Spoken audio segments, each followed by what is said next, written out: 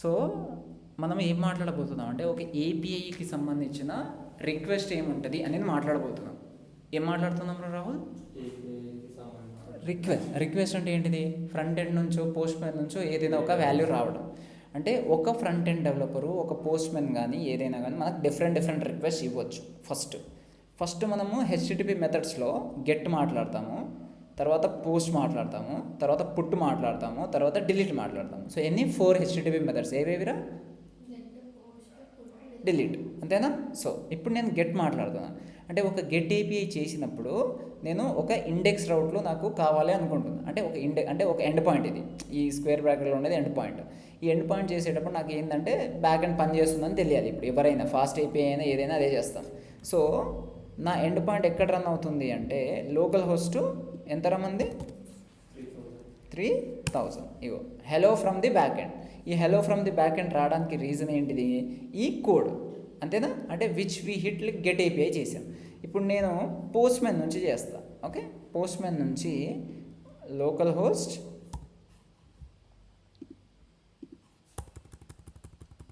3000, అంతే కదా? సెండ్ కొడితే వచ్చిందా? వచ్చింది. సో నాకు ఇప్పుడు అర్థమైంది బేసిక్ కాన్సెప్ట్ ఏంటంటే ఒక గెట్ ఏపీఐ ఎలా పనిచేస్తుంది without any values. Direct get value. రిక్వెస్ట్లో ఏమైనా వాల్యూ పంపించాము మనం?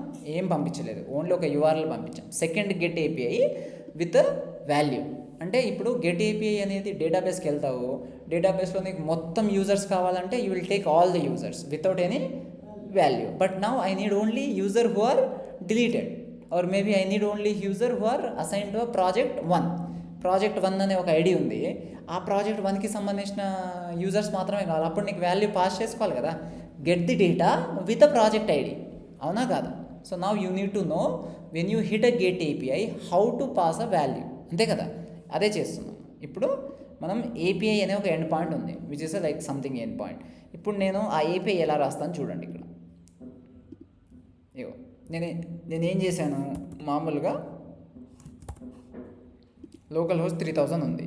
దీంట్లో నేను పారమ్స్ అనే ట్యాబ్లో ఒకటి ప్రాజెక్ట్ ఐడి, ఏమైడి?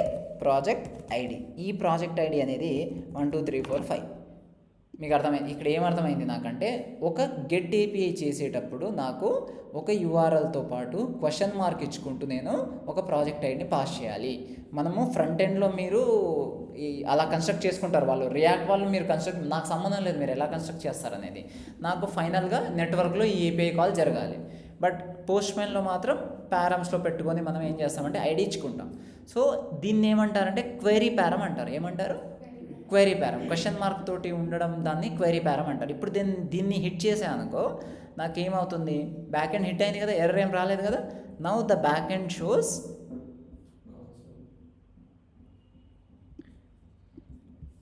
ఏంటి ఐడియా వచ్చింది మనకి, రిక్వెస్ట్ డాట్ క్వెరీ పారం ఏపీఐ కదా. ఓకే, ఏపీఐయే కదా పెట్టింది మనం, ఏపీఐ పెట్టలేదు. సో ఏపీఐ తర్వాత అది ఓకే ఎండ్ పాయింట్ అది కాబట్టి. ఇప్పుడు నేను హిట్ చేస్తే మారింది చూడండి, అవునా?